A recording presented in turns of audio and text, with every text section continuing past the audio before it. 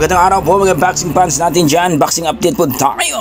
Matapos manalo si Terence Crawford mga idol, ang ating undisputed na ngayon dito sa super middleweight division. So 168 pounds mga idol. Hinakot, nilimas ni Terence Bud Crawford ang mga belt ni Canelo Alvarez mga idol.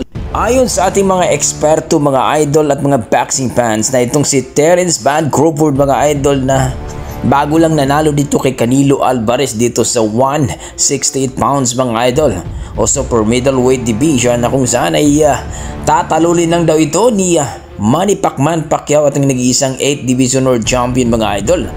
Kung sa prime pa ni Manny Pacquiao daw at maglaban sila dito sa welterweight division o 147 mga idol. So sa kalakasan ni Manny Pacquiao mga idol grabing bilis ni Manny Pacquiao mga idol, kaya ayon sa ating mga eksperto at mga boxing fans, talagang mahuhuli siya sa lakas at bilis ni Manny Pacquiao mga idol. Ayon nga dito no sa ibang mga talagang quotes mga idol no, si Garcia na mas pabor pa daw siya kaya Pacquiao mga idol kung prime bag pag-uusapan. Well mga idol, alam naman natin na matalino at malupit, mabilis at ang grabe itong si Manny Pacquiao mga idol. Umabot siya ng 8th Division World Champion, bagwat hindi naman siya naging undisputed, pero that time kasi mga idol hindi uso yung undisputed mga idol, kasi choice lang itong undisputed, hindi kagaya ng umakyat ka ng umakyat, umabot ng 8th Division World Champion. Kahit maliit si Manny Pacquiao mga idol ay umabot pa rin siya no ng super welterweight division mga idol. Ang last niyang kalaban itong si Margarito na pinulbos ni Manny Pacquiao. So ayon sa ating mga eksperto, mas lamang pa rin si Pacquiao at talagang tatalunin itong si Crawford kung nagkataon sa prime ni Manny Pacquiao mga idol. So kayo mga idol, ano masasabi nyo dito?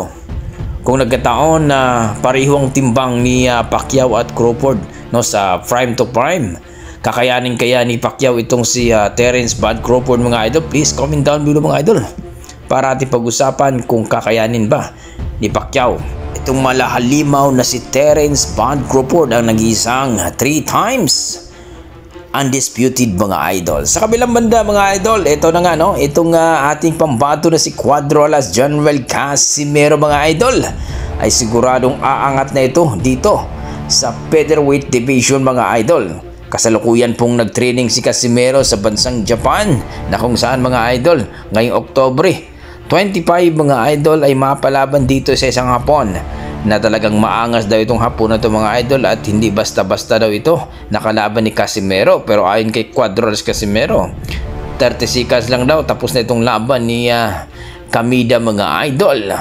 So ayon sa ating mga boxing fans, bagamat si Casimero ngayon ay wala na sa ranking sa WBO dito sa Super Bantamweight Division, dahil nga ay hindi naman siya nakalaban sa 122 pounds mga idol. Nung last laban niya ay nag-catchweight sila ng 128 pounds mga idol. Kumbaga ay super featherweight division na yun mga idol no? So dito nga mga idol dito nga sa kanilang laban, pagkatapos ng laban ito sigurado aangat na ito sa featherweight division mga idol, sa timbang nila ay featherweight itong nilabanan na nila mga idol, kagaya ni Nery na naging number 1 dito sa WBO no, dito sa featherweight division. Kaya good news ito mga idol, at chances na ni Casimero na kung saan no, kung matalo via TKO, impresibo talaga ang panalo ni Casimero dito kay Kamida. Sigurado no, mabigyan na ito ng ranking dito sa featherweight division mga idol, pero depende pa rin yan sa promoter mga idol no. Kung malakas ang promoter dito sa mga sanctioning bodies sigurado, pero dito si Casimero mga idol, kung TKO talaga at impresibo ang kanyang panalo at makuha ang catchweight nila dito sa 128 pounds, hindi siya mag-overweight, ay sigurado magkakaroon siya ng ranking dito sa featherweight division. So kayo mga idol, ang masasabi nyo dito? Nawala na si Casimero dito sa Super Bantamweight Division dito sa WBO. Ang natira na lang sa kanya mga idol ang IBF rank number 11. Please comment down below mga idol para ating pag-usapan. Maraming salamat.